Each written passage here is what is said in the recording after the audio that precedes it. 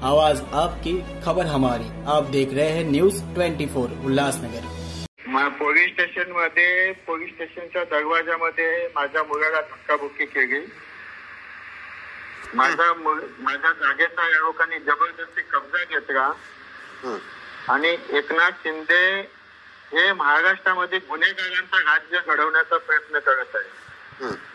एकनाथ शिंदे मुख्यमंत्री असले तर महाराष्ट्रभर फक्त गुन्हेगारच पैदा होते। आमच्यासारख्या चांगल्या माणसाला एकनाथ शिंदेनी गुन्हेगार आज बनवलेला आहे आणि म्हणून त्या सर्व म्हणजे मला मनस्ताप झाला आणि म्हणून मी फायरिंग केली।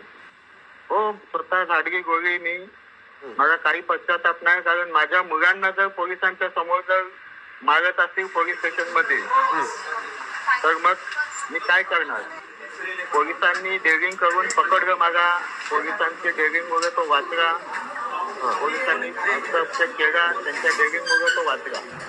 जीवे मारणार नव्हतो, पण जर माझ्यावरती कोणी असं करत असेल पोलिसांच्या समोर तर माझ्या आत्मसंरक्षणासाठी मला हे करणं गरजेचं आहे। आणि एकनाथ शिंदे साहेब असेच गुन्हेगार सर्व महाराष्ट्रभर पाडून ठेवलेले आहेत आणि एकनाथ शिंदेने दुसऱ्यांचं आयुष्य खराब करायला घेतलेलं आहे।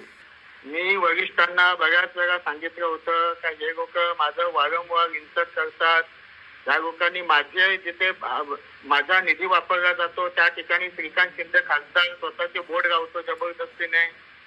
मी प्रत्येक वेगवेगळी सांगितलं होतं, ज्या ज्या ठिकाणी मी निधी आणला राज्य शासनाचा त्या ठिकाणी श्रीकांत शिंदेनी बोर्ड आपले स्वतःचे लावले। माझ्यावरती भ्रष्टाचाराचे आरोप केले।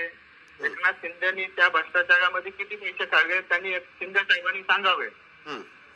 मी जागा घेतली होती 10 वर्षापूर्वी, त्या जागे मालकांना आम्ही पैसे दिलेले 2 वेळा 3 वेळा, नंतर ते सह्या करायसाठी येत नव्हते। मग आम्ही कोर्टात गेलो, कोर्टातून केस जिंकलो आम्ही आणि केस जिंकल्याच्या नंतर ज्या टायमाला सातबारा आमच्या कंपनीच्या नावावरती झाला त्या टायमाला महेश गायकवाड येऊन त्या जागेवरती जबरदस्तीने कब्जा केला त्यांनी। मी परवा दिवशी सुद्धा त्यांना विनंती केली होती की हे जबरदस्तीमध्ये कब्जा घेऊ नका, तुम्ही कोर्टात जा, कोर्टातून ऑर्डर आणा। कोर्टातून ऑर्डर आणली तर लगेच आम्ही ही जागा तुमची तुम्हाला देऊन टाकू, पण तुम्ही कोर्टात जा, दादागिरी करू नका। पण त्यांनी काल परवा दिवशी सुद्धा दादागिरी केली आणि आज सुद्धा दादागिरीने पुन्हा कंपाऊंड सोडून आले ते लोक आणि पोलीस स्टेशनच्या समोर जवळजवळ 400-500 लोक घेऊन आला होता तो तिथे। माझा मुलगा पोलीस स्टेशन मधून बाहेर जात होता, त्यामुळे त्यांनी माझ्या मुलाला धक्काबुक्की केली। मला ते सहन झालं नाही, पश्चाताप मला अजिबात नाही, कारण मी एक व्यावसायिक माणूस आहे। पण माझं आयुष्य जर खराब होत असेल, माझ्या मुलांसाठी मी एवढं केलं आणि माझ्या मुलांना कोणी जर तिथे गुन्हेगार मारत असतील तर मी जगण्यात अर्थ नाही। एक बाप म्हणून आहे, माझ्या मुलाला कोणी मारत असेल तर मी कदापि सहन करू शकत नाही। शिंदे साहेबांनी उद्धव साहेबांची गद्दारी केली आणि ते बीजेपी सोबत सुद्धा गद्दारी करणार आहेत। माझ्या सोबत सुद्धा गद्दारी केली। एकनाथ शिंदेकडे आजही माझे करोडो रुपये बाकी आहेत।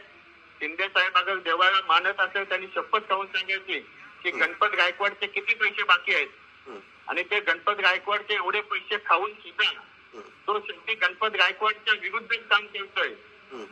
पुढे कोर्टाचा निर्णय असेल तो मला मान्य आहे, पण महाराष्ट्रामध्ये अशी गुन्हेगारी बंद करायची असेल तर एकनाथ शिंदेचा राजीनामा घेतला पाहिजे असं माझं वैयक्तिक मत आहे। पक्षश्रेष्ठी आता जे निर्णय घ्यायचा ते घेते, पण माझा निर्णय असा आहे की एकनाथ शिंदेनी महाराष्ट्रामध्ये गुन्हेगारी घडवून महाराष्ट्राची वाट लावायला घेतलेली आहे। महाराष्ट्रामध्ये जर चांगलं ठेवायचं असेल तर एकनाथ शिंदेचा राजीनामा घेतला पाहिजे, हीच माझी विनंती आहे देवेंद्र भाऊंना पण आणि मोदी साहेबांना पण। मी आमच्या पक्षाच्या मिटिंग मध्ये वेगवेगळी सांगितलं होतं का माझा जिथे जिथे फंड लावला जातो, अहो साधं मी लायब्ररी बनवली होती वालजुनीमध्ये, त्या लायब्ररीचं उद्घाटन सुद्धा झालं नाही आणि त्या ठिकाणी पेंटिंग करून श्रीकांत शिंदेने आपलं स्वतःचं बोर्ड लावलेलं आहे। म्हणजे किती खालच्या जगाला जाऊन ते लोक काम करतात, बीजेपीला संपवण्याचं काम ते लोक करत आहेत। माझ्या जनतेला माहिती आहे मी गुन्हेगार नाही, मी आत्मसंरक्षणासाठी मी फायरिंग केलेली आहे, हे माझ्या जनतेला माहिती आहे आणि जनता मला चांगल्या प्रकारे ओळखते। त्याच्यामुळे जनता माझ्यावरती विश्वास आहे आणि पुढेही राहील।